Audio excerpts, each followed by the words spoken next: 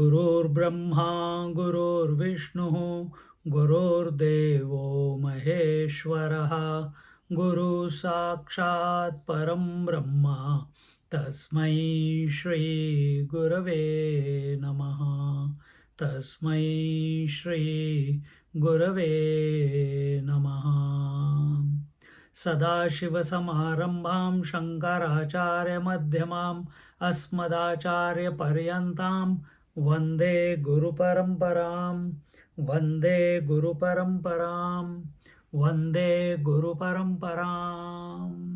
Having done this Sambandha Bhashya, now Sukesha and others, they approach the teacher, the Guru Maharaj. You can repeat after me. Om Sukesha cha Bharadwajaha. Om Sukesha cha Bharadwajaha. Shaibhyascha Satyakamaha. Shaibhyascha Satyakamaha. Sauryayani cha Gargyaha. Sauryayani cha Gargyaha. Kausalyascha Ashwalayano Bhargavo Vaidarbhihi. Kausalyaschaashwalayano Bhargavo Vaidarbhihi. Kabandhi Katyayanaste. Kabandhi Katyayanaste. Haite Brahmapara Brahmanishta. Haite Brahmapara Brahmanishta. Param Brahman Veshamana. Param Brahman Veshamana. Esha vai tat sarvam vakshyatiti. Esha vai tat sarvam vakshyatiti. Teha samit panayo bhagavantam pippaladam upasandhaha. Teha samit panayo bhagavantam pippaladam upasandhaha. So here it is told what that our after having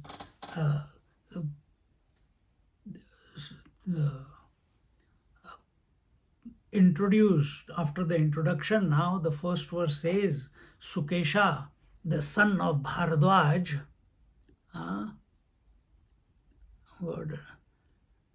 Sukesha cha Bharadwajaha, Sukesha, the son of Bharadwaj, then Shaibhyascha Satyakamaha, and Satyakama, the son of Shibi, Sauryayani cha Gargyaha, and the grandson of Surya, and because he was of the Garg Gotra, therefore Gargyaha, Kausalya Ashwa, Kausalyascha Ashwalayano, क्या है आगे, Bhargava Ashwalayano Bhargava Vedarbhihi.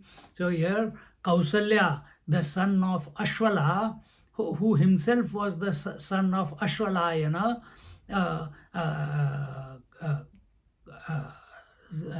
so Kausalya is the fourth one. Then fifth is Bhargava Vaidarbhihi, Bhargava of Vidarbha. Vidarbha is a region, and even today it is there in east of Maharashtra. And the last one is Kabandhen. What is the last one? Kabandhi Katyayanasate. Kabandhi, the son of Katyayana, a son of Katya. Katya is the son of Katyayana. So this is the great grandson, and all these here say Haite Brahmapara Brahmanishtaha, and all these 6 tapasvis were devoted to Brahman, and devoted to Brahman and established in Brahman is 2 different things. So here we see that Brahmapara Brahmanishtaha, so that they were completely focused on Brahman, devoted to Brahman, and steadfast in Brahman, and were in search of the Supreme Brahman. Here it says, what? Param, and they all wanted that transcendental truth, and thus with that, with and we're in search of the Supreme Brahman.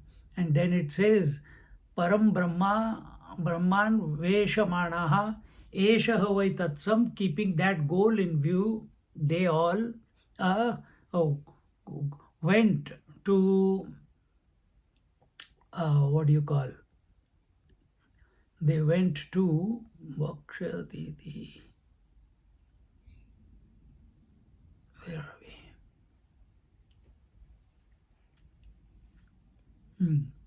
Brahma seeking.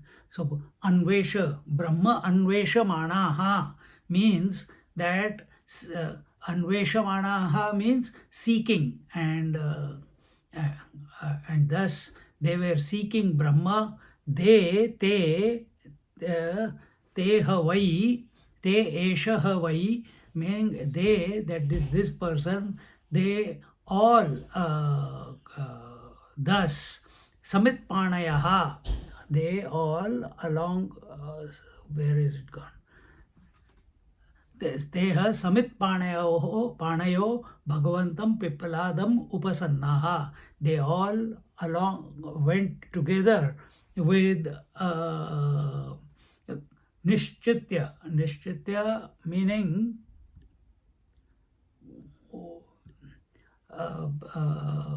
see, here when they say Anveshamanaha Esha Vai Tat Sarvam Vakshyatiti. Iti means thus.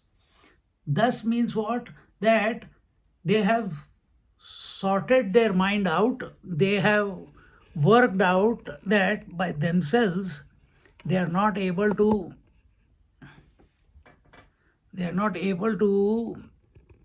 come to the correct conclusion, and therefore now it is a time for them to come to a person and to a teacher, to an acharya who can guide them to think properly. But they have thought this much properly that we want to know the truth, and keeping that in mind, they have come to the teacher. Here it says, who is this teacher?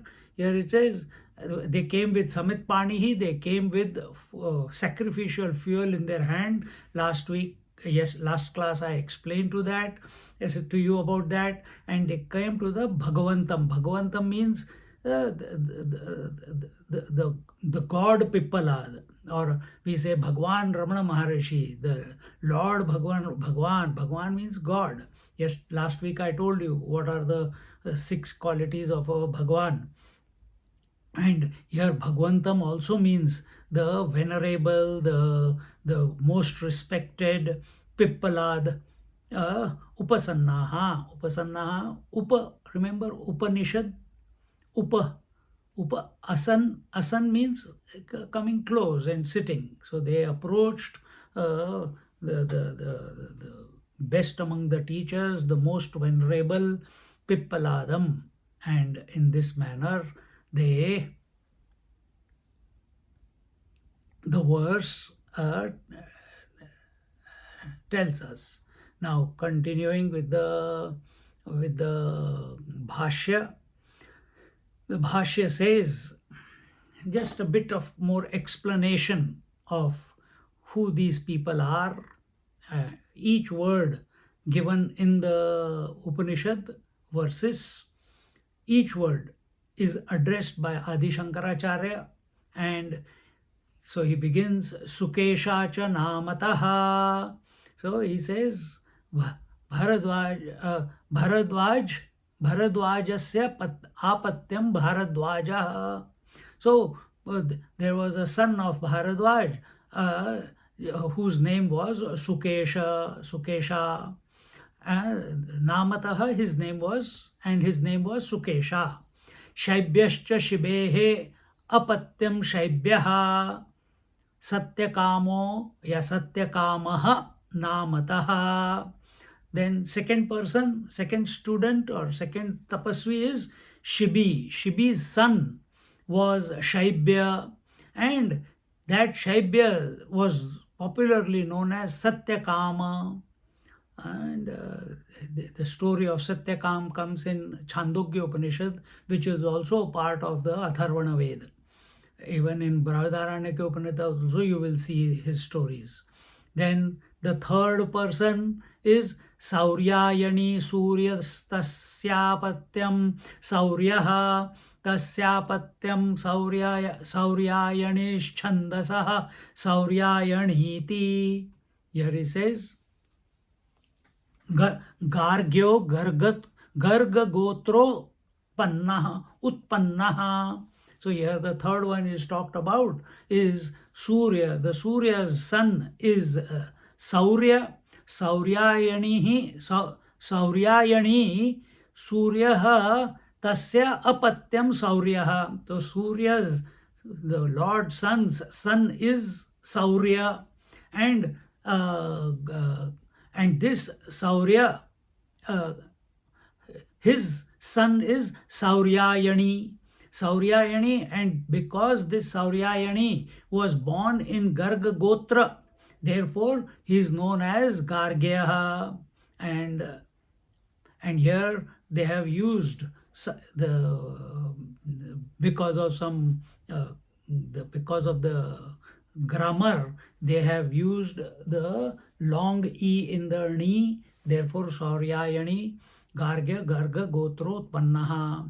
So this is the third one. Now what is the fourth one?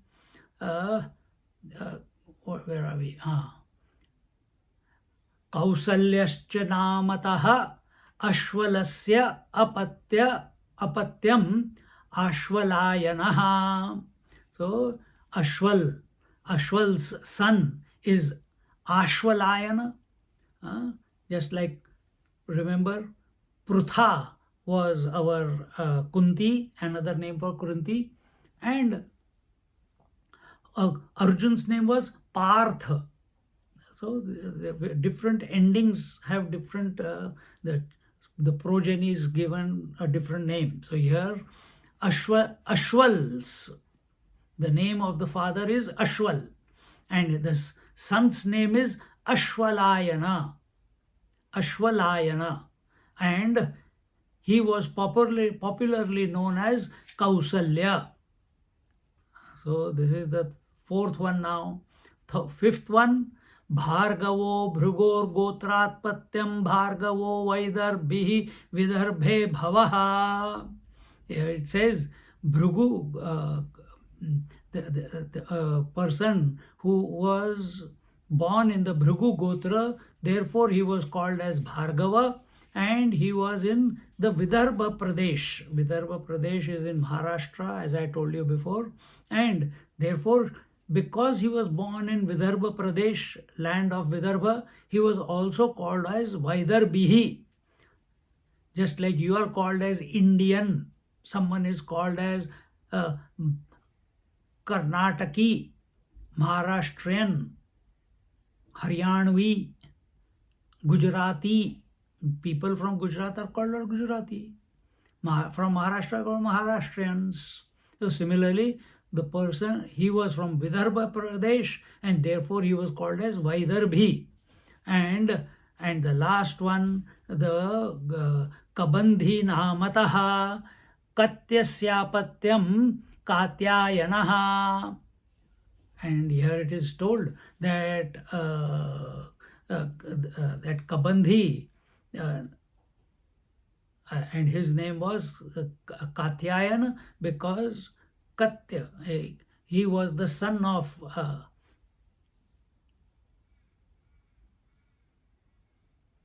his name was popularly known as Kabandhi. He was also known as Katyayana. He was the son of Katya, and he is and he was the, here it is told that Vidyamanaha Prapitamaho Yasya Saha, where are we? Yasya Yuvat Pratyaha. Here it is told that a person whose great grandfather is still there, living, then that great grandchild, even he is grown up, he is considered as a yuva, means he is considered as youth. And therefore, here the word, where are we? And therefore, yuvat pratyaya is used, and te haite brahma para aparam brahma paratvena gataha tadanushthan nisthascha brahma nishthaha param brahman brahma anveshamanaha kim tata, and that we will question will come afterwards. So all these, having said that,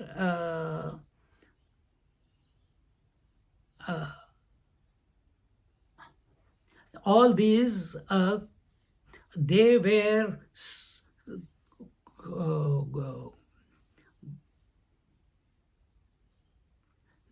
all committed to the Brahman, and but which Brahman? They were committed to the Apara Brahman. Apara Brahman is anything, as I told you last week, everything that is objective in nature. So when we are doing karma yoga, when we are doing bhakti yoga, when we are doing upasana, jap, etc., all this comes under the Apara Brahma, Apara Vidya. When we are studying the scriptures, all this comes under the Apara Vidya. Then, so these students, they were following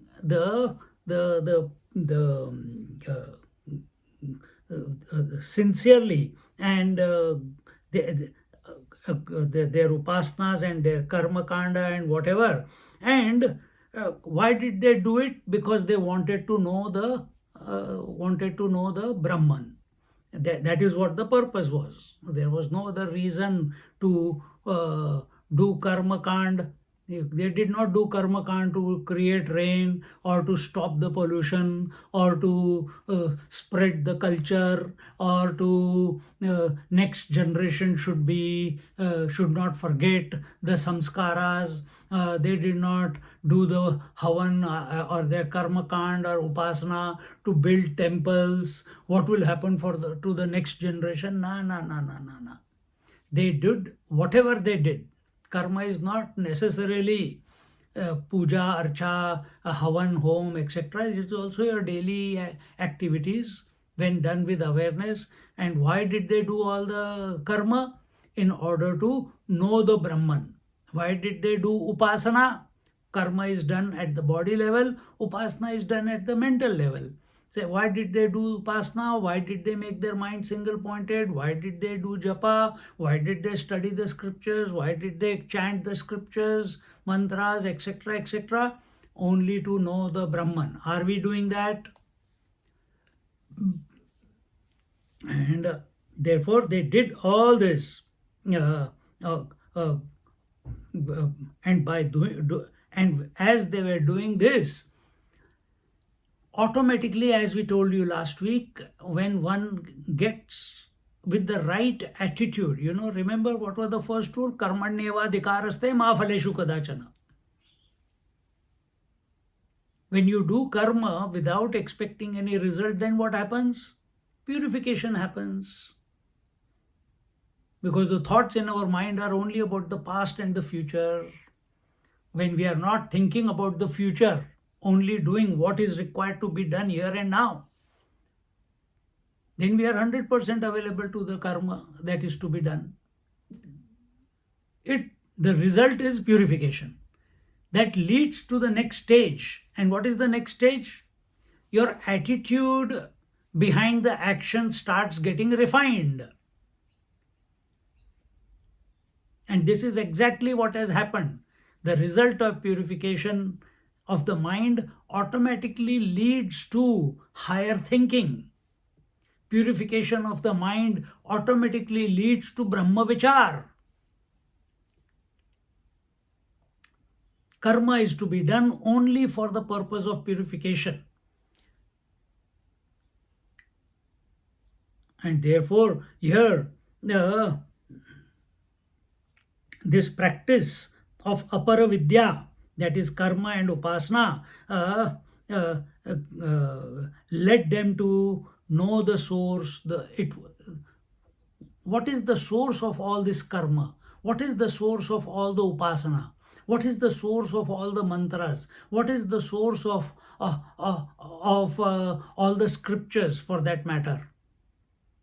Automatically their attention went to the source as a result of purification. Is that happening to us? I think it is, because that's why you are here in the class.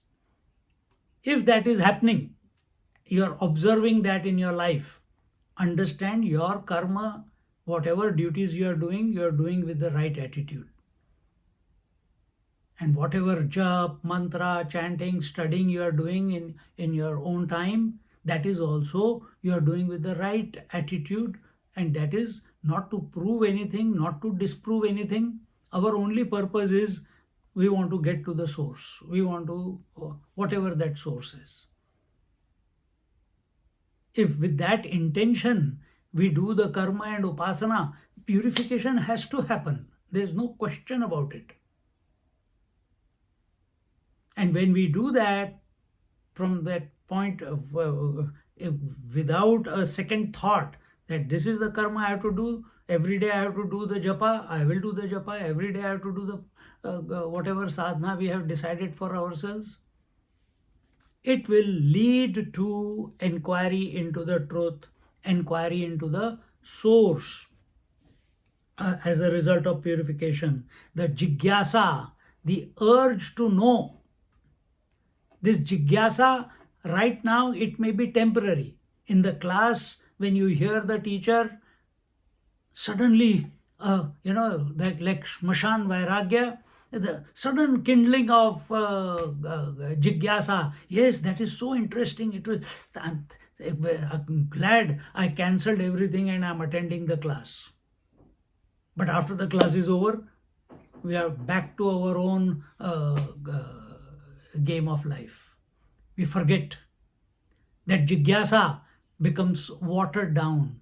That jigyasa becomes, because of the purification, that jigyasa came. The moment the mind gets cluttered by TV, movies, relationships, possessions, investments, etc., etc., that jigyasa again gets watered away, becomes dissolved. To maintain that jigyasa, that fire of inquiry, that fire of curiosity and urgency to know, that will only happen when our mind is purified, when our mind is single pointed. See?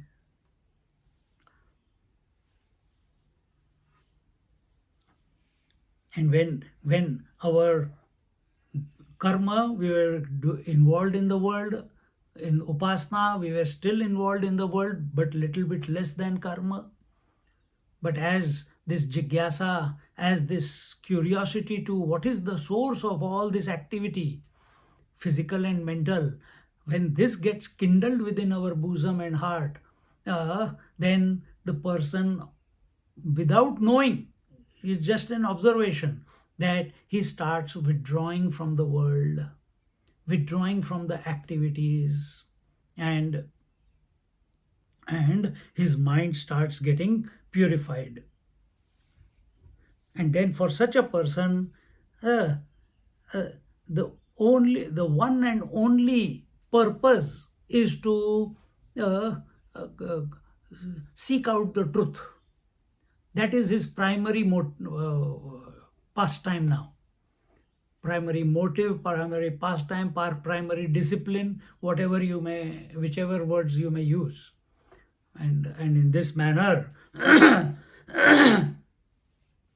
this is what happened to these 6 students. And because these 6 students, they followed sincerely and became Brahmanist, meaning they achieved the highest that can be achieved. Here Brahmanishta doesn't mean the person who's established in Brahman. Here Brahmanishta means that the person who is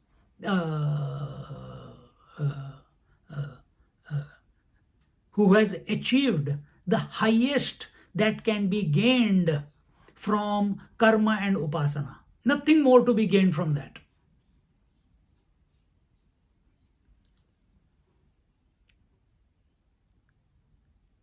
ते हैते ब्रह्मपरा अपरम ब्रह्मपरत्वेन गताः तद अनुष्ठान निष्ठाश्च ब्रह्मनिष्ठाः परम ब्रह्म अन्वेषमाणाः. This is what we are looking at.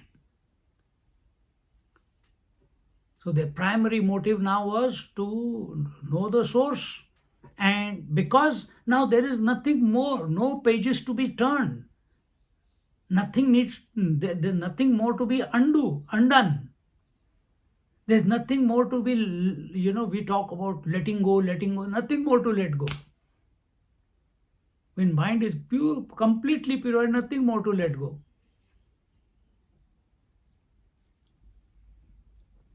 And in this manner, and thus they became single pointed. And then here it's the word that they have used is brahmanishtha param brahma anveshamanaha. They that they wanted to genuinely discover the reality as it is, and thus they question asked here is kim tata. Then how did they start their inquiry into the source? How did you start your inquiry into the source? One must be very clear. We must keep assessing our life, not to indulge. Oh, those were the days when we were in the ashram. Those were the days when I used to sit in meditation. Those were the days I could twist my body in whichever angle. Now it doesn't twist anywhere. Oh my God. Where have those days gone? No, not for that purpose. We must be clear how life is unfolding, and in that unfoldment of life, have we got lost in the life of multiplicity, or have we been steadfast in performing our duties and making our mind single pointed or purified? And as a result of that, you observe in your life. Some of you know me from 20, 30 years ago. In those days also we were talking about the same thing, but you never attended. Now you are attending. That time your importance in life was maybe the job, maybe the business, maybe your profession, maybe your investments.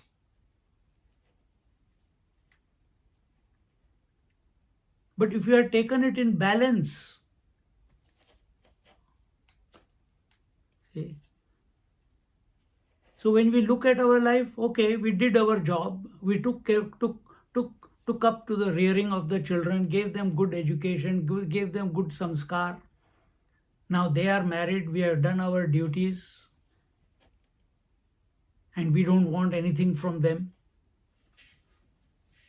Enough.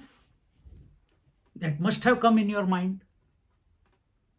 Some of you are, while doing that, you are doing. Some of you have done all their duties, and now you are come to the Upanishads. But you observe in your life how it is unfolding, what decisions you made, and you should think about the past only in such a way, positively, without undermining, without putting yourself down, without getting attached to whatever decisions were made at that time. See that those decisions have brought you to this point in your life today. So that means whatever you did, whatever decisions you made, in whichever way you did your duties, karma, and in whichever way, does not mean that you have to sit for 10 hours doing the japa. In whichever manner you did the upasana, has the inquiry into the truth kindled in our heart? Are we still attached to the world? If we are still attached to the world and thinking about Brahman, this verse will tell afterwards, impossible to gain mukti. Vairagya has to be there. And single pointedness of mind, which leads to complete purification, or karma which leads to purification, it will kindle the inquiry. So here he says that they wanted to discover the reality, and then how did they kim tata, how did they start the inquiry? Yan nityam vigneyam iti tat praptyartham yatha kamam yatishyama iti evam tad anveshanam kurvantah tad अधिगम्या यैष ह वै तत्सर्वं वक्ष्यतीति आचार्यम उपजग्मुः. So their question was, so how did they start their inquiry? They started thinking. Inquiry is in the intellect, remember. Karma is at the body level. Upasana is at the mental level. Thinking is at the intellect level. So what did they start thinking? Kin tata, how did they begin the inquiry? Yan nityam vigneyam iti. What is that eternal? What is that eternal worthy of knowing? Vigneyam iti. What is the nityam? Eternal. Yah nityam vigneyam iti. Tat praptyartham. And we want to gain that. What is that which is eternal, and with that which is worthy of knowing, that which is worthy of attaining, and they started thinking in this manner, yatha kamam yatishyama ityevam, and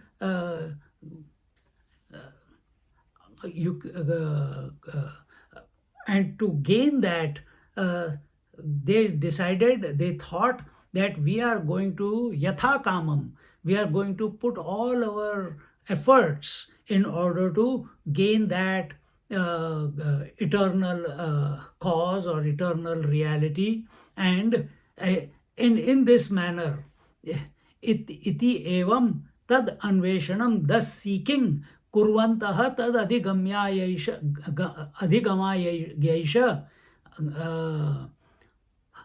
Havai tat sarvam, and continuing, and he says that while, and in this manner, searching that truth and wanting to know that truth, and thinking in this manner that someone will tell us something about it, they sought out a teacher, they sought out an acharya and went to him. Acharya is he who is able to communicate not only the scriptures but also the acharyas can be Brahmanishta acharya also, and acharya can be a seeker acharya also. A seeker acharya, because he has already done that, he is already established in his sadhana, in his clarity, because of the parampara, etc. He is able to communicate that to the seekers, other seekers, and he is able to communicate that because he is practicing what he is teaching to the seekers. He is practicing what the scriptures are teaching. He is practicing it in his life. He is living a life of awareness. He is living a life of kartavya bhav. He is living a life of upasana. He has done, he is doing, or he has done.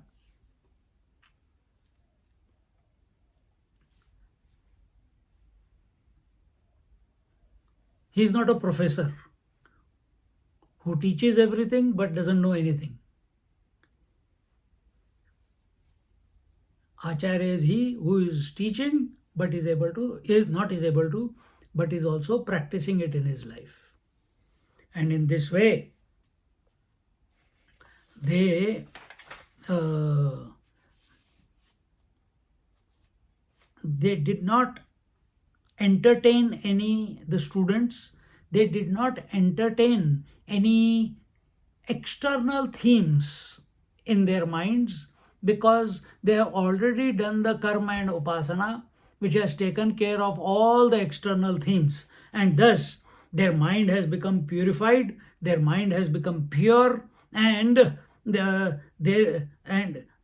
and when the mind is pure and the mind is single pointed, another thing that happens to the student is there is infinite energy.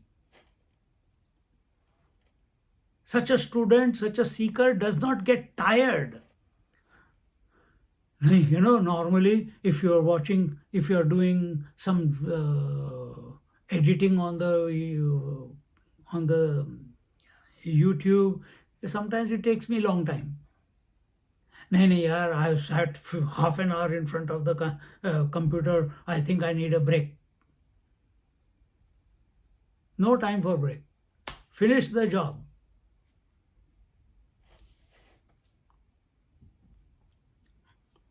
So these are not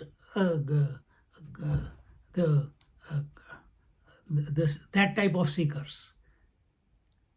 They are such that their mind is purified, and when the mind is purified, a humongous sprouting of energy, vitality is invoked. It gets invoked. You don't invoke it, it automatically gets invoked. I'll give you one example. When your mind is purified, meaning there are no thoughts in your mind, what is that state? Deep sleep. Every day you go into that state. It is because of the deep sleep state where there are no thoughts in the mind, your mind is, so to speak, purified because of no objectification of anything.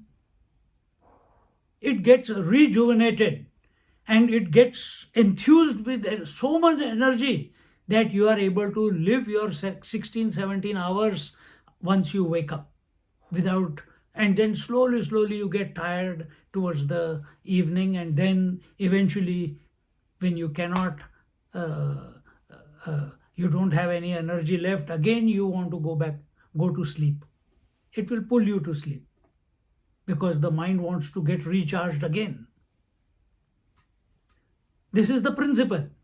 This is why we go to sleep. We don't go to sleep because I cannot, I will become dysfunctional if I don't go to sleep. What will happen? Nothing. You go to sleep only to rejuvenate and recharge. Just like our batteries, EVs, our laptops, phones, everything is recharging. Needs recharging. We also need recharging.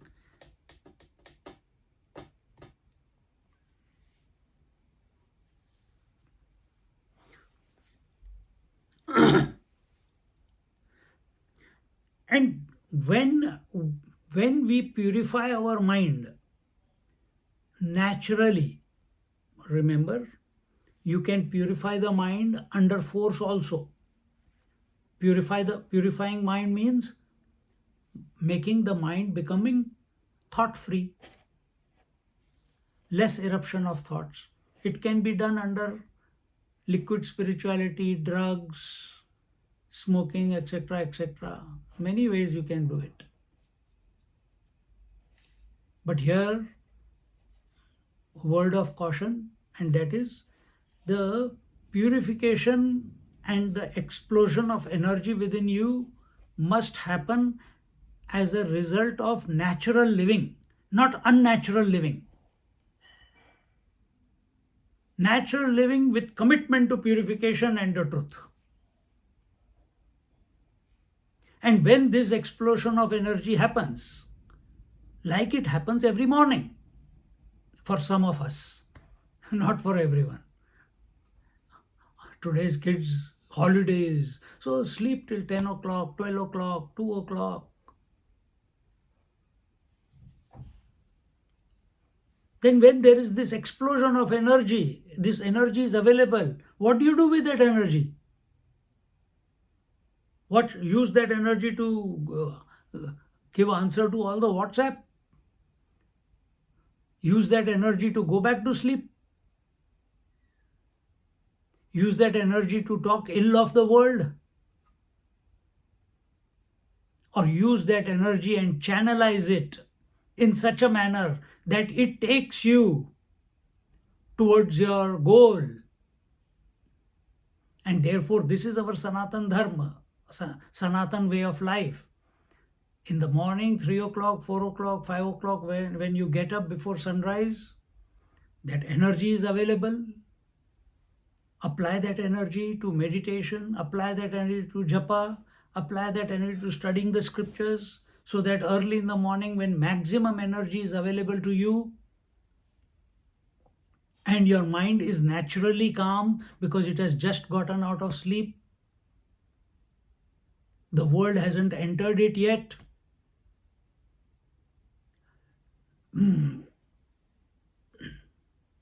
That is why it is told, get up in the Brahma Muhurt and do all this, what we just mentioned.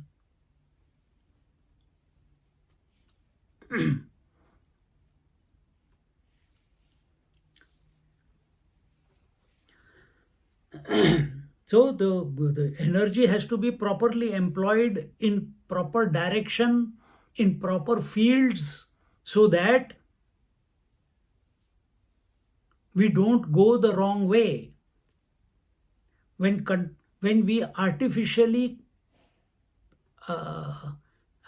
quieten our mind, and that artificial quietening of mind also means pranayam and other things by force, without a proper teacher to guide you, not by watching YouTube and doing and all these things that the people are doing nowadays. No, that will lead to mental complications.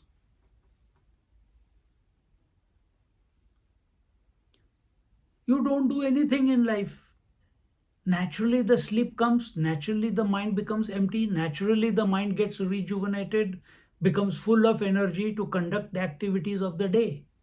What is your contribution to it?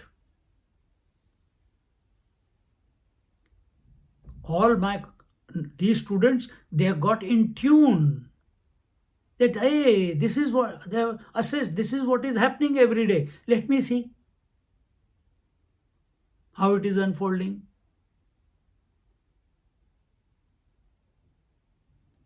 And they did their karma yoga, they did their upasana yoga. Now they are purified, meaning lesser and lesser thoughts in their mind, and they are not gone to sleep, they are awake. So now, when you are awake, unlike in deep sleep where you are unaware of the empty mind or purified mind, here you are awake, you are aware, you are witnessing. And humongous energy is available to you. You employ it in the right direction, in the right field, in the right inquiry.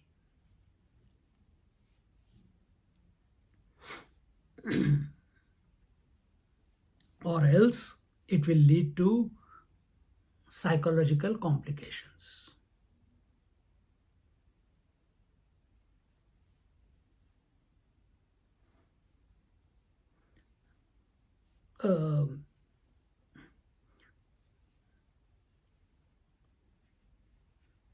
If the energy is not employed both, when energy and the time that you have in your life is not employed in the right direction, it will destroy your life. It becomes destructive in nature, physically, vitally, psychologically. intellectually, wrong thoughts come and take root in your mind, wrong emotions. And therefore, here it is told, uh, the students say that kurvantah tad gamayaisha ha vai tat sarvam vakshyatiti acharyam upajagmuhu. So they all decided to put their energies in the right direction and work for that. Work for what in life? This is our lesson. Work for that, not what work for what you like. Work for that which is required to be worked on, whatever life is presenting to you in your life right now. So what am I working on at this moment? My job is to talk on Prashnopanishad and each verse and word that is coming in front of me to the best of my ability.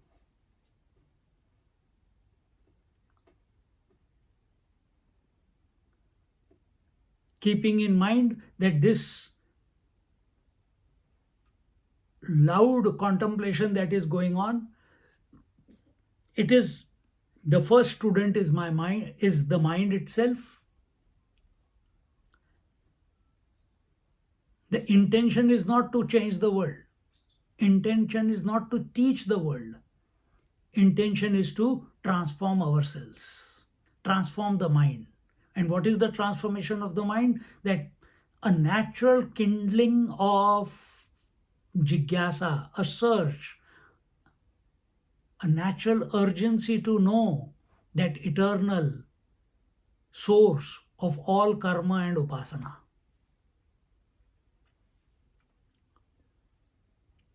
And remember, karma is kaya, vacha, and manasa.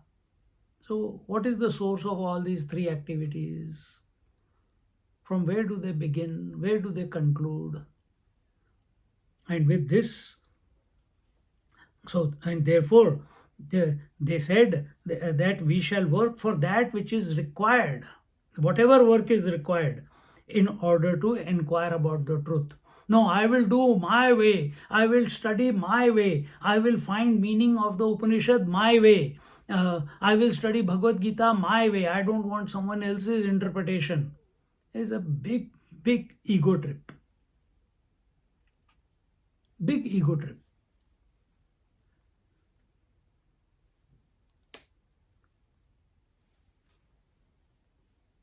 So here they are saying, we will employ that energy in whatever is required so that we can come to know the eternal truth. And they saw Pippalad, they approached Pippalad, and they thought to themselves, this sage Pippalad, Muni Pippalad, Bhagavan Pippalad, the venerable Pippalad, he knows the truth. So let's go and approach him. Katham, how did they approach him? Now that's the next part.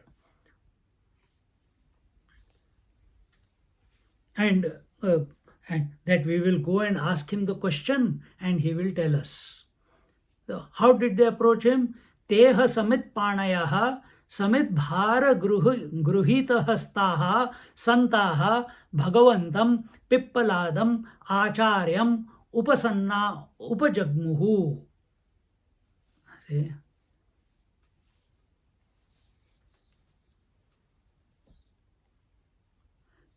Thinking that sage Pippalad will tell them everything, they went to and will satisfy their mind with regards to the source. They went to the Acharya.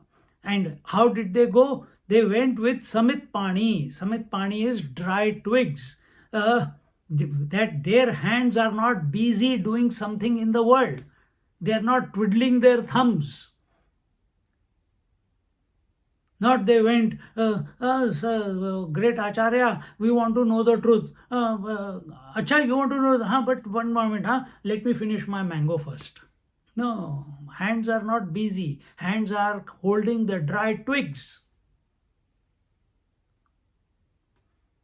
And dry twigs indicate dispassion, vairagya, detachment, a disposition where nothing needs to be done or achieved in this world, in this samsara. There's no desire to be fulfilled, no bucket list to tick in this world. That's why these students are holding the Samit Pani.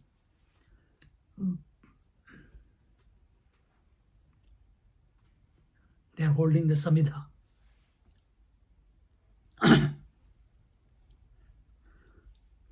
And in this manner, they approached holding the Samidha in their hands, on top of their head or in their hands. They approached the Acharya Pippalad, the sage Pippalad, and went close to him, went near him.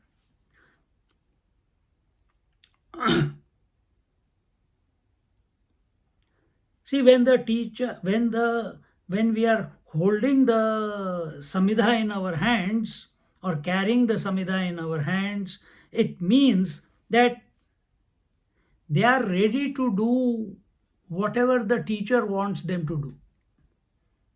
No free will.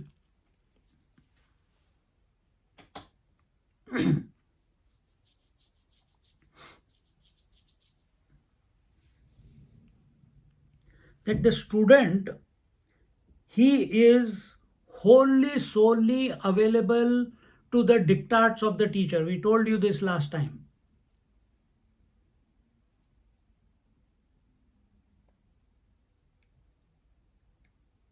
See?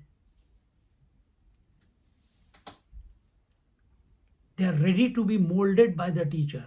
They are ready to be carved, chipped away at by the teacher. If the teacher says, see, if we go to Akhandanand ashram, after Akhandanand ji, there was one Mahant who became the head of the Akhandanand ashram, Anand ashram in Vrindavan. When he passed away, I met that Swamiji, I can't remember his name. And then when the time came to select the third in the queue, who is going to be the head of the ashram? Akhandanandji is gone. That next person is also old and taken samadhi. Now who? The person who was seen as most qualified is not the person who was giving lectures all over India, who had lot of following. The person who was selected by the devotees as well as the sannyasis was a person who had spent 37 years of his life only cleaning the cow dung and the urine of the cows. Every day he will clean, he will take the cows and calves for grazing for so many years. It's not based on seniority, it's not based on that he is the favorite or he is the son, like Duryodhan was the son of Dhritarashtra. I want my son to become the next king.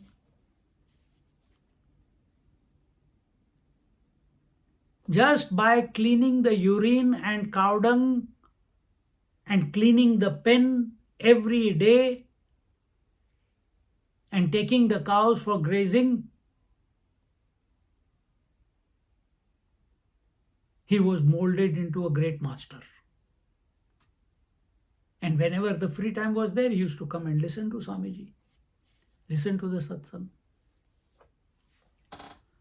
So don't get unwanted ideas that truth is only this way or only that way. Allow the life to flow through you and interact with life in such a way that your mind purifies. That interaction with life is karma and upasana. it must lead to purification. It must lead to inquiry, natural inquiry, not because you have studied the scriptures, therefore you are inquiring. It will be temporary. When the inquiry comes from within, who am I? What is the source of everything? It will not leave you after that when it happens naturally.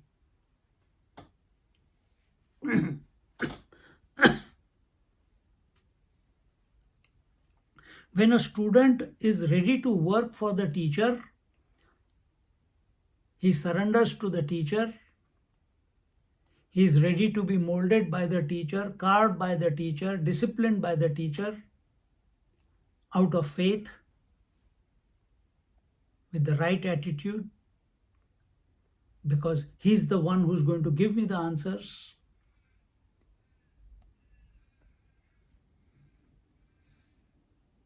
Then the student learns to revere and respect the teacher. Initially, the faith is very damadol. It's not firm. One breeze comes, one doubt comes, and if it catches your mind, then the faith that, oh, this teacher can give me the answers, oh, I think I've wasted my time here, I will go somewhere else. Why? There was no purification, that's why. The teacher, why we need to be molded by the teacher? Because the teacher needs to make you in his own image. If the teacher is established in the truth, if the teacher is very clear of all the nuances, of all the impediments, of all the obstacles that can come in the inquiry, all those obstacles, all those hiccups are only mind created by the student. This the teacher knows. And therefore, when the student, like we also did, I told you, in the ashram for 2 years, what not we did, had to go through. But what was the result? Respect and reverence for the teacher. It keeps kindling. Only when we have complete 100% respect and reverence for the teacher, one word from the teacher, and it clicks. The understanding happens. Well, even more than understanding happens. And therefore, when the student comes and submits himself with free will to the dictates of the teacher, in other words, he gives up. There is no karma to be done now. Now, whatever the action has to be taken, whatever the activity that has to take place through this body is going to be determined by the teacher. In other words, what is happening? From karma, he is going into kriya. Remember, karma leaves karma phala, kriya leaves kriya phala, karma phala is binding, kriya phala is releasing. It does not leave an impression behind. Jo thari rahe, so mhari rahe. Whatever the teacher says, that is the final word. All responsibility to the teacher. Where is the food going to come from? Where the clothes are going to come from? What subject we are going to study next? Are we going to go out for madhukari?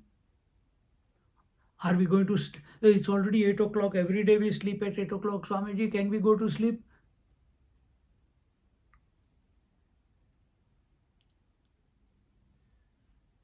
If I take the class for another 45 minutes, somebody will say, Swamiji, tomorrow we have to go to work, can you please conclude?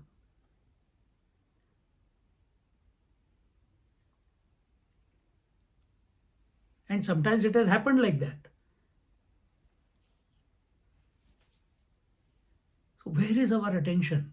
Is our attention on the truth, or is our attention on your capacity to function the next day to earn money?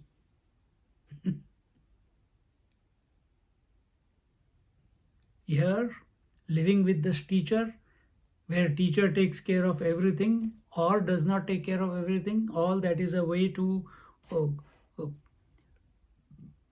bring the diamond out of the coal.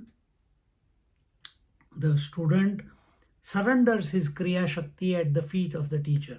And in this manner, uh, uh, see, just like when we go to a doctor, we surrender ourselves to the doctor. We don't tell the doctor, please prescribe that medicine, give me that drug, give me this prescription. No. You go there, once you are inside the clinic, the doctor decides, he diagnoses, he decides what medicine you need to take or not take, in how much quantity, what should be the dose, for how long should be the dose, in what manner it has to be taken. He decides because he knows the symptoms.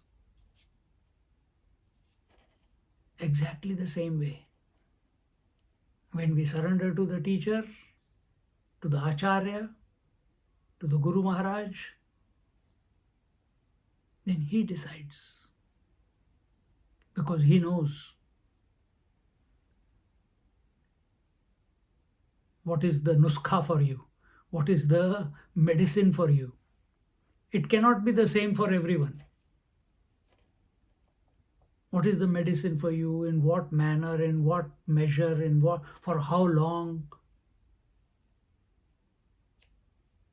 He knows.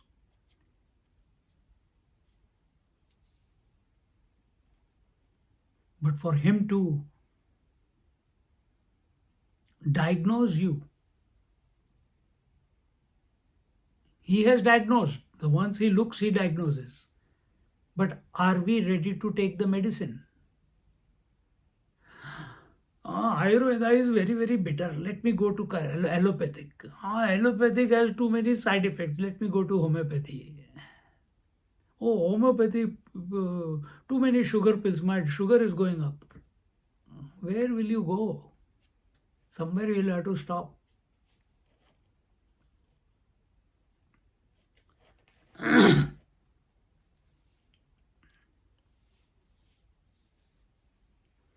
So when these students, they approach the teacher, Pippalad, they surrender themselves at the feet of the teacher. And what is their surrender? They surrender their individuality. They surrender their abilities. Oh, I am a good yogi, I am a good pranayam, I have done dharana, dhyan, samadhi, I have studied so many scriptures. No, no, no, no, no. Everything is surrendered. Then and then alone, the carving will begin. And thus, tam bhagavantam, what is teha samit panayaha samit bhara gruhita hastaha samidha bhara gruhita hastaha, holding it in their hand, santaha. They go to whom? The Bhagavantam. Santa is a sadhu, is a sage, who is also Bhagavan, Bhagavantam. Whichever way you use the word Bhagavantam, I have told you. And his name is Pippaladam. His name is Bhagavantam Pippaladam. He is a sage, Santaha. And he is a Acharya. He is a person who is well versed in the art of communication and to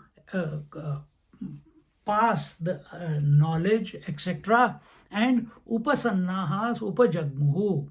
And they went upasannaha, they went close to the sage or Rishi Pippalad. And then what happens?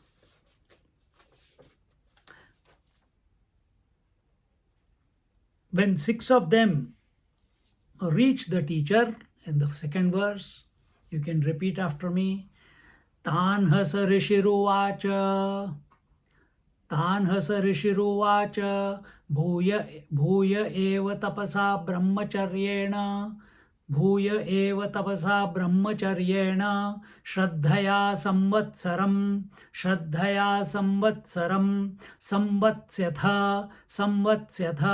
यथा कामं प्रश्नान् पृच्छत यथा कामं प्रश्नान् पृच्छत यदि विज्ञास्यामः सर्वं ह वो वक्ष्याम इति सर्वं ह वो वक्ष्याम इति. The teacher says here in the second verse that, not the teacher, sorry.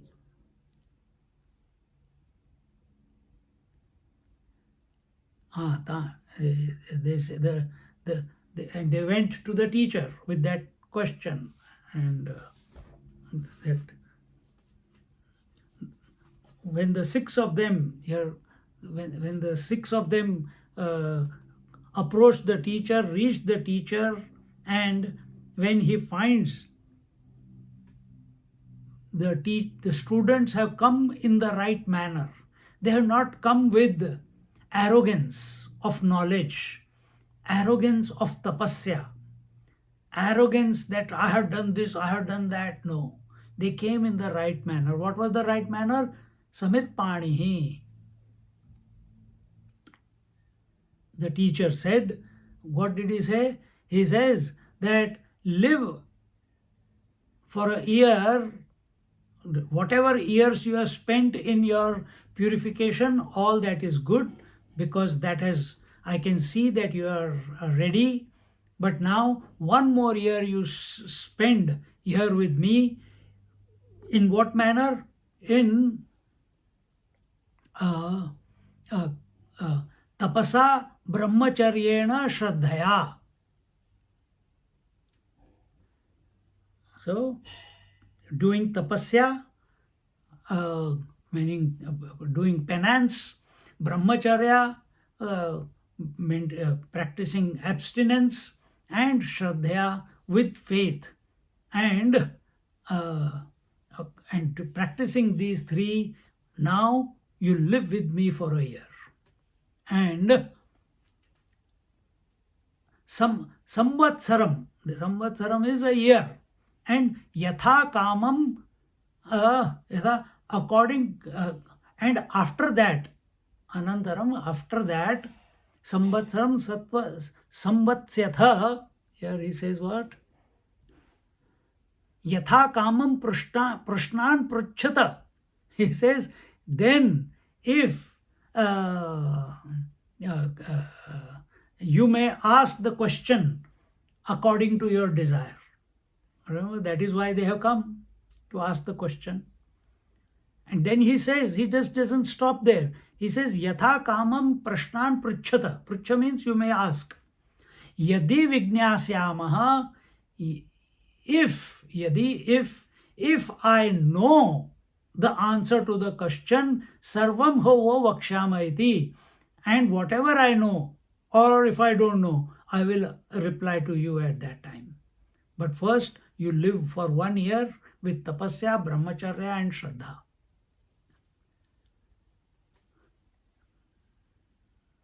And if I don't know the answer, then you go somewhere. Acha, why should I waste my 1 year if he doesn't know? He is already saying, maybe while we are living with him for 1 year, he will be looking for all the answers, reading all the books. If this is your attitude towards the teacher, forget it.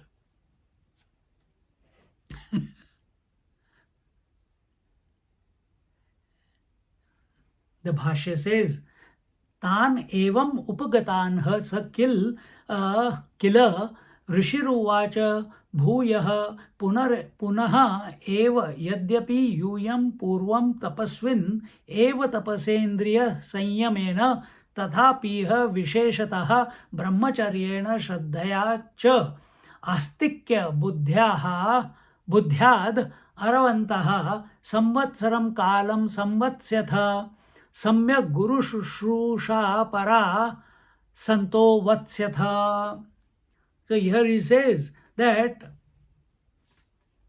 Rishi Pippalad to all those students who had come near him. He said, even though you are already yadyapi yuyam purvam tapasvina, maybe in your own right, in your own minds, you are already a tapasvi. Even then, now indriya sanyamena tathapiha visheshataha brahmacharyena shraddhaya. So here he says, even then, now you practice indriya sanyama. Indriya sanyama, being equanimous towards the indriyas. Which indriyas? The karmendriyas, the jnanendriyas, and the mind.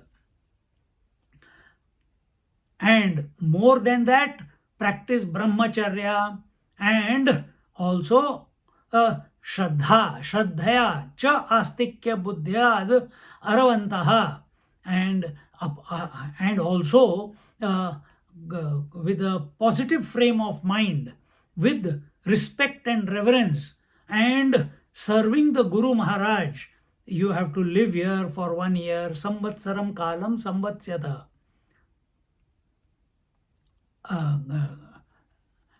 Live here for 1 year. See? So what is this? See, when we Mahatmas give one example. One person went to a tabla master and he said that, teacher, I want to learn to play tabla. And he said, and I have already studied so much tabla for 2-3 years, and now I want to further my studies. At that time, another person came and he said, sir, I also want to learn, and I have not learned anything. The teacher said to the one who didn't know anything, your fees is $10 a day per class. And the one who said that I already have done practices before, he said, for you it is 100 rupees per class. He said, why? We know the answer. What is the answer? That the teacher says that I have to first make you unlearn whatever you have learned. Then you will become available to my teaching. Exactly the same thing is taking place here. The teacher, even though these young tapasvis have done lot of tapasya in their own right, the teachers, sometimes the students can live under the illusion that we are already qualified, that we already know, that I am very clear, that I have, what else can, let me see what the teacher can add to what I already know. If this type of mindset is there, it is very, very detrimental to, detrimental, okay, just detrimental. And such a student it cannot be molded by the teacher. He will never resonate with the teacher. And therefore, what is tapasya? We told you yesterday. Tapasya is the we have to discover freedom when we have given up our freedom by our own free will at the feet of the teacher. That is tapasya. Here, because we are Raman Maharishi's tapasya is the freedom from I. We are not talking about that one here. That is also very similar. But here, because Guru-Shishya relationship is being talked about, and therefore, here, discovery of freedom. Because I have given up my individuality, I have given up my Kriya Shakti, I have given up all my desires at the feet of the teacher, and I am allowing the teacher to decide what I eat, what I wear, when I sleep, when I wake up, what I have to do every moment of my existence. Resentment must not come about. resentment must not come about. Judgment of the teacher must not come about. Misunderstanding with reference to the words of the teacher should not come about. Or misunderstanding the teacher must not come about.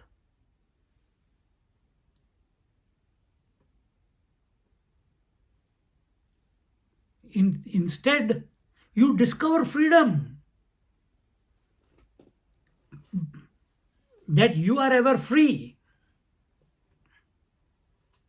Once you have given up your individuality, we speak it. अरे सब कुछ तो भगवान करते हैं. Everything the Lord is doing. What am I doing? Even breathing I can't do it. He is only making the breath come in and go out. He is only making the eyes blink. He is only making the hunger come. He is only making the hiccups. Everything, every aspect of our life, once we recognize this, oh, he is only doing it. What am I doing? Then a great reverence for that one whom we don't know but want to realize.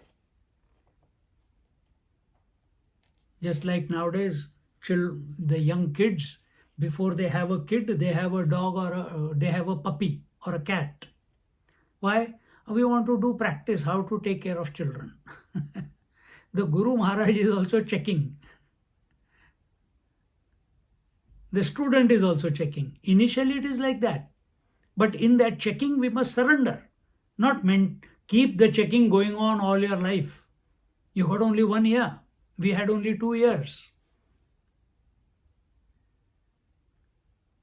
And so many places in every Upanishad, the relationship between Guru and Shishya comes. In Bhagavad Gita, the relationship between Guru and Shishya comes. In Vivek Chudamani, such a long, elaborate relationship between Guru and Shishya comes. Teacher and student. And many other places. In Ramayana it comes. In Yoga Sutra it is coming. So many opportunities to keep refining yourself, your attitude towards everything. Keep refining so that the individuality dissolves. Your desires dissolve. We say, let thy will prevail. Before let thy will prevail, let the will of the Guru Maharaj prevail. Guru Gobind दो घोड़े काको लागू पाए. भलियारी जाऊं गुरु के गोविंद दियो मिलाए. It is the Guru. Whom do I go to? To Guru or to Bhagwan? He says, no, I will hold on to the Guru's feet because he is the one who makes me unite with the divine, who shows me the way. Because I can see him, I can touch him, I can speak to him, I can question him, I can discuss with him, I can debate with him. Bhagwan, I don't know him. And if I keep calling out to him, will he come or will he not come? When will he come? I don't know, but Guru is here immediate.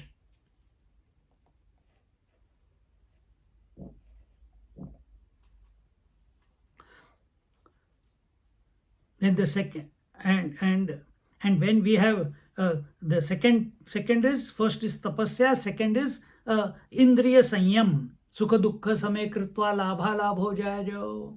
So whatever you see or don't see, don't get disturbed. Whatever you smell or don't smell, don't get disturbed. At all the indriya level, karmendriya level, at thought level, indriya sanyam. Indriya means those faculties through which you interact with the world, to which the stimuli of the world are presented. This is going on. You cannot stop it. Stopping it will be artificial. It will be forceful. Then you are going against the natural unfoldment of life if you try to control that. While it is going on, find out a disposition that you are undisturbed by what is going on, good or bad, beautiful or ugly, hunger or thirst, etc., etc. And the third practice is told as brahmacharya, that is that controlling and withdrawing the energy. Once we have done tapasya, then once we have done indriya sanyama, lot of energy will be available, and we control that energy. We don't allow that energy to go and get focused on any damn thing that comes into our mind. No, we give it direction. So we control that energy and withdraw that energy from unwanted endeavors, unwanted thoughts, and employ that energy in the contemplation of the truth, in the contemplation of Brahman, in the contemplation of the source. This is what we have to do. That is why tapasya, sanyama, indriya sanyama, and brahmacharya, and the last one is shraddha. Shraddha means, here it is told, shraddhaya cha astikya buddhyad aravantaha. Astikya buddhi means that attention is on the existence of the divinity. Our attention is not on how it is not possible, that there is nothing. We continue to astikya buddhi is positive thinking. We always give attention to the possibility of the divinity present at every moment. How it is possible, how the tapasya, how the brahmacharya, how the indriya sanyama will facilitate in coming to know, coming close to know the truth. How all these three will make my being resonate and interact in the positive manner to the words of the teacher at the teacher level, but within me resonate with in the contemplation of the truth. Samvatsaram kalam samvatsyatha samyak guru shushusha paraha santaha vatsyatha. So he says here that you live here for 1 year. See, astikya buddhi, that you utilize that energy, you utilize that focus and on the existence of the divine, in the study of the scriptures, and also in a positive attitude and disposition that I can, I will, and I am able, I have what it takes to know the truth. See, this positive approach that truth is available every moment, existence of divinity is present every moment, the ashirwad of the gods is there with me every moment. Even if I go wrong way sometime, they are bringing me back to the track. The ashirwad of the parampara is with me all the time. The ashirwad of the guru, the blessings of the teacher are always there with me. Of the sun, the moon, the planets, everyone is there only to serve the facilitation of our realization. Be available to that possibility. That is astikya buddhi.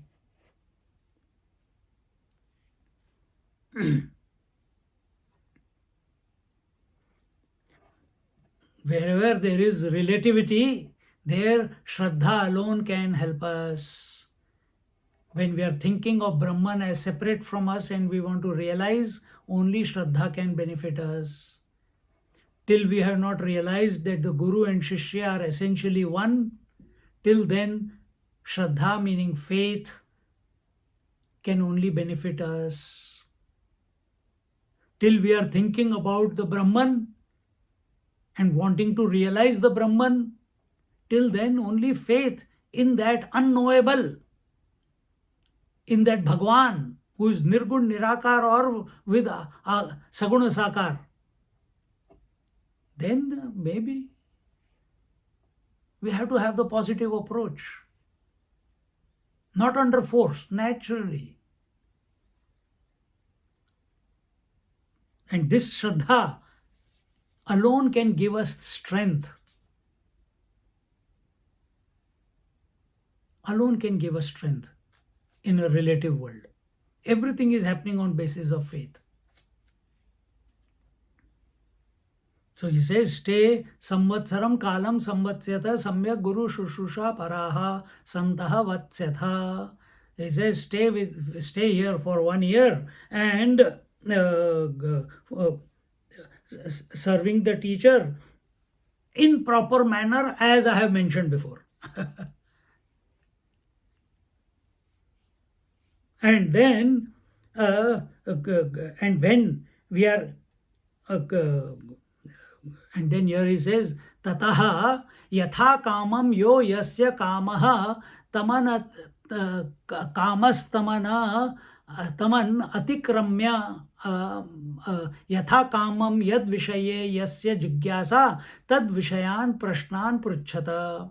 And then when you have done the service for 1 year, and when the teacher will allow you, he said, or more, meaning that when he sees that you are qualified, that you are resonating at the same vibration level, that your ego, your arrogance, your desires have all been dissolved, you're available completely, then the teacher, you have lived up to the expectations of the teacher, in other words.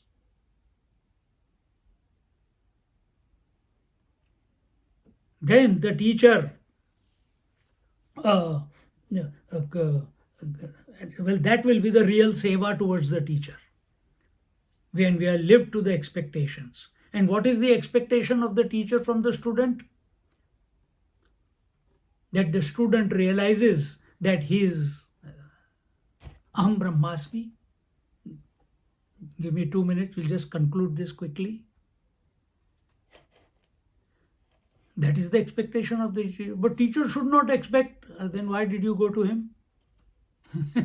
He has to do the game, play the game of expectation. Otherwise, how he is going to mold you? He's going to allow you to do what you want.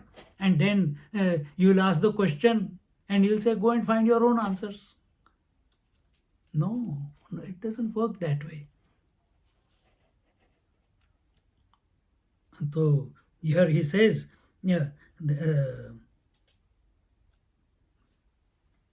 so when we live up to the expectation of the teacher, that is the shushrusha. Samyak guru shushrusha paraha santaha vatsyatha. By living close to the teacher, under his diktat, and living up to his expectations, purifying ourselves, having faith, etc., etc., that is the shushrusha. Tataha yatha kamam yo yasya kamas taman atikramya yatha kamam vid yad vishaye yasya jignasa tad vishayan prashnan pruchhata. And then, according to your desire, at that time, not what you are thinking now, after 1 year, at that time, whatever the question comes to your mind, if there is any question, then you may ask that question of any topic that is still troubling you at that time. Then that time you tad vishayan prashnan pruchhata. You may ask that question. Tad yadi tad yushmat prushtam vignasyamaha anut dhatva pradarshanarthaha yadi shabdaha na ajnana sanshayarthaha prashna nirnayad avasiyate sarvam havo vaha prishtam vakshama iti. The teacher says, And if I know yadi vignasyamaha, that whatever question you have asked, if I know the answer to that question, if I know the topic with regards to the question that you have asked, uh, then I will tell you everything with regards to that doubt or question. But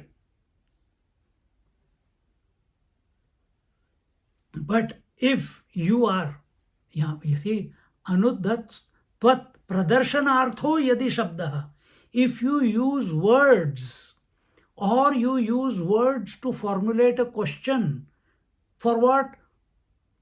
Here is saying pradarshanartha, to show off how much you have contemplated, how much you are purified, how much you have studied, how much you know.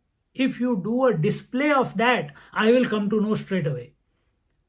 The question has to be asked with humility. Question has to be asked, only that question has to be asked which is true at that moment after 1 year of living with me, and or if you are asking me the question to display your ignorance, or you are asking a question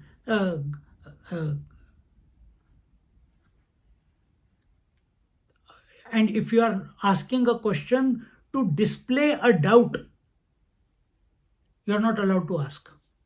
You have to ask a question which is directly born out of your purification, your alert living, your vigilant living, comes out of humility by living in that moment. That type of question you should ask me.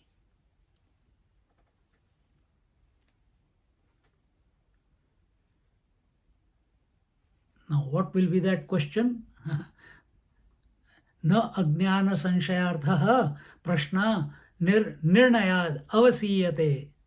So these questions, what these 6 students ask, they will be enumerated from the next class onwards. The first question will be asked.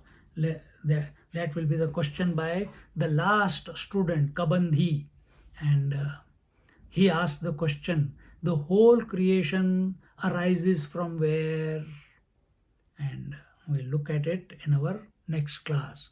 Om Purnamada Purnamidam Purnat Purnamudachyate Purnasya Purnamadaya Purnamevavashishyate. Om Shanti Shanti Shanti. Harihi Om. Shri Gurubhyo Namaha. Harihi Om. Sit quietly for a moment. Pray to the Lord, pray to the Guru Maharaj, pray to the Sadguru, pray to all Mahatmas, pray to all that you see as Guru in life to help you to invoke these qualities of tapasya, shraddha, brahmacharya, indriya sanyama, as was enumerated in this class.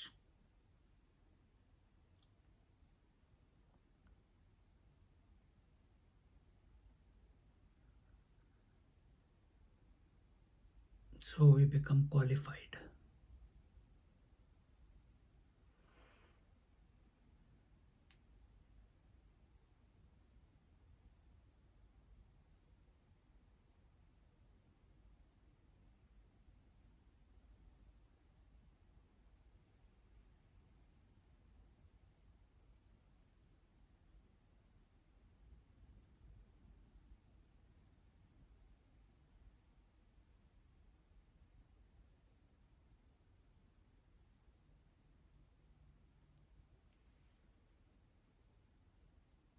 Hari Om.